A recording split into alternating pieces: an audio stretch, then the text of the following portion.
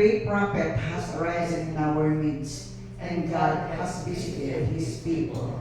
Alleluia, alleluia.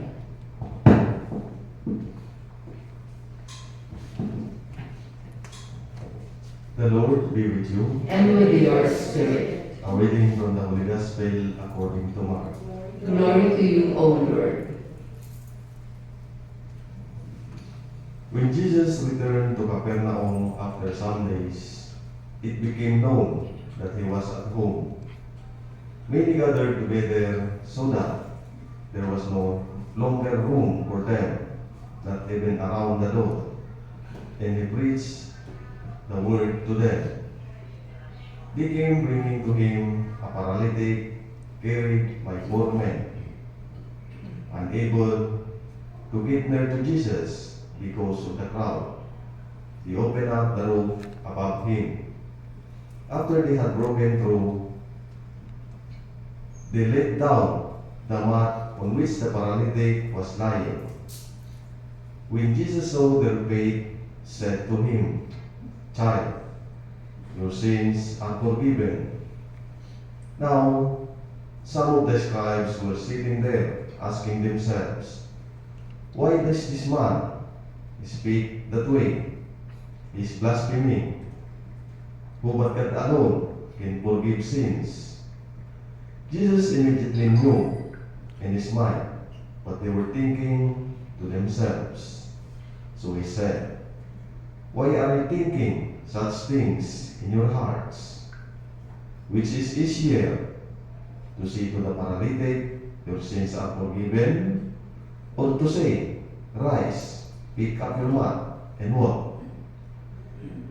But that you may know that the Son of Man has authority to forgive sins on earth," said to the paralytic, "I say to you, rise, pick up your mat, and go home." He rose, picked up his mat, and at once went away in the sight of everyone. They were all astounded and glorified God, saying, "We have never seen anything like this." The Gospel of the Lord. Praise to you, O Lord Jesus Christ.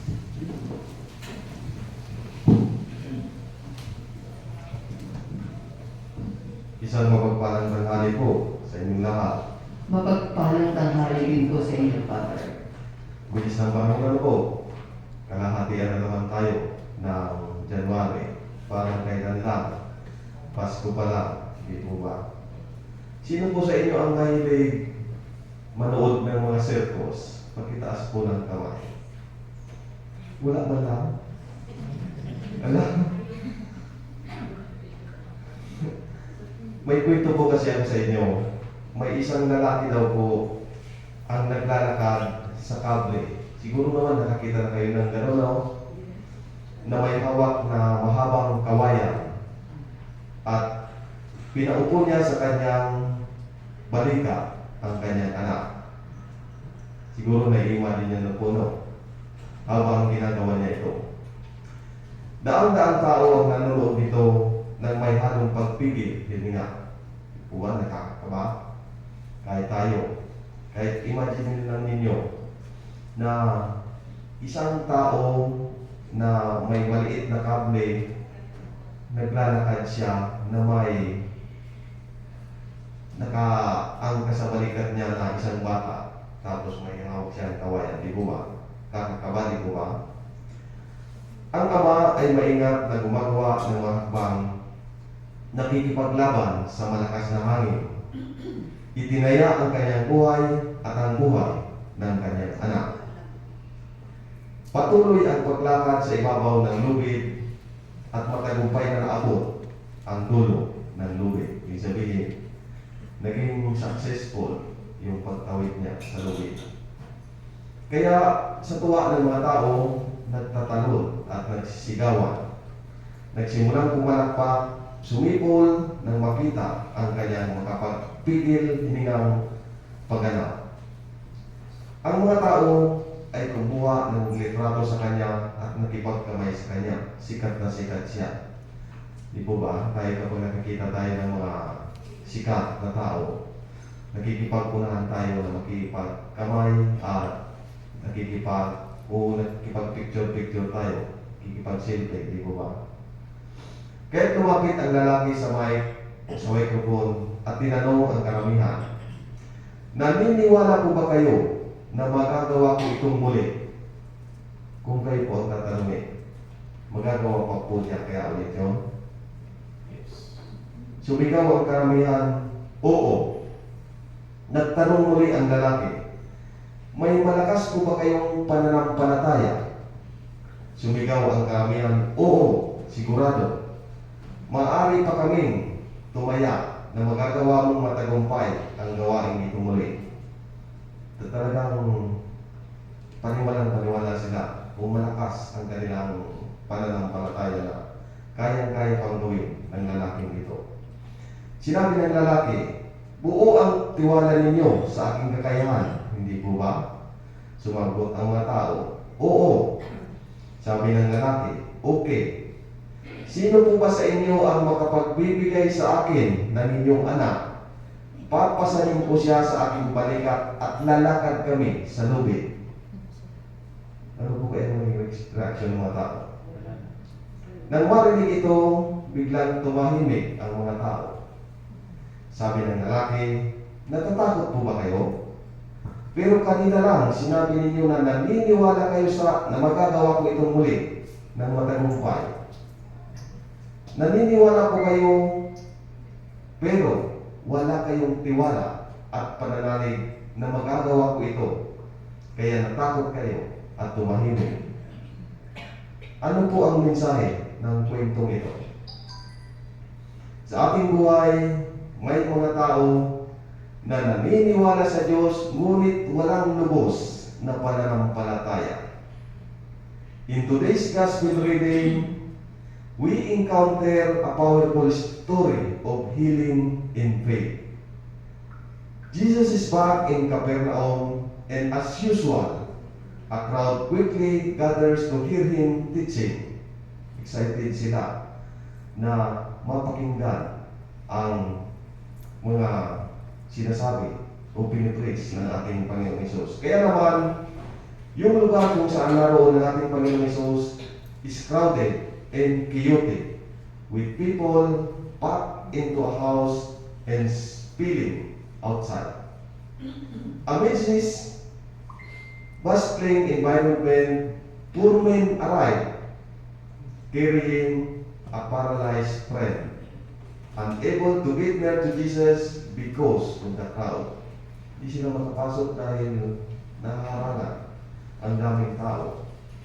Kaya naman, they take a bold step, they climb to the roof, make an opening, and lower their friend down into the presence of Jesus. Nilapag nila kung saan naroon ang ating Panginoong Hesus sa kanyang harapan.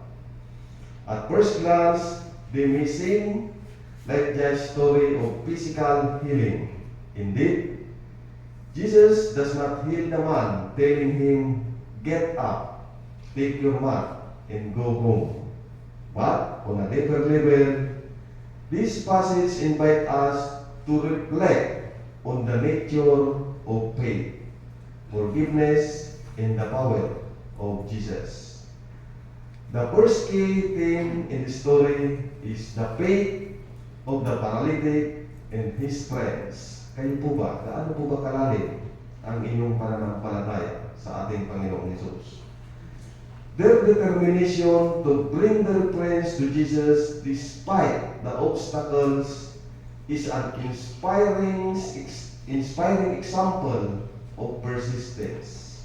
Tayo po kasi minsan, kapag nabigo na tayo, minsan nakikita natin na parang walang pag-asa, nangihina na ang loob natin. Imbes na magpursige tayo, nawawala na tayo ng gana. Unang hihina na, pinanghihinaan na tayo ng loob. Imagine the frustration they must have when they could get through the crowd, but rather than giving up, they found a way. Their faith in Jesus' ability to heal their friends is unwavering.